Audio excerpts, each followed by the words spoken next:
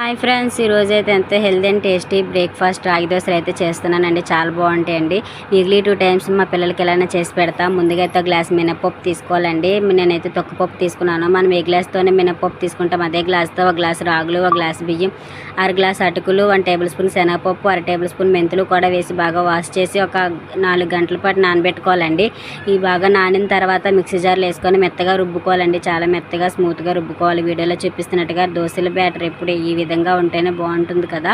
ఇప్పుడైతే మనం ఇలా రుబ్బుకున్న తర్వాత మనం ఫ్రిడ్జ్లో పెట్టుకొని ఒక 2-3 డేస్ యూస్ చేసుకోవచ్చండి. మనం ఎప్పుడైతే దోశలు వేసుకుందామని అనుకుంటామో అప్పుడు ఒక బౌల్లో కొద్దిగా తీసుకొని వాటర్, సాల్ట్ యాడ్ చేసి దోశలని వేసుకుంటే చాలా బాగా వస్తాయి, చాలా బాగుంటాయి కూడా. వీక్లీ 2 టైమ్స్ అయినా 1 టైం అయినా పిల్లలకి ఇలా చేసి పెట్టండి.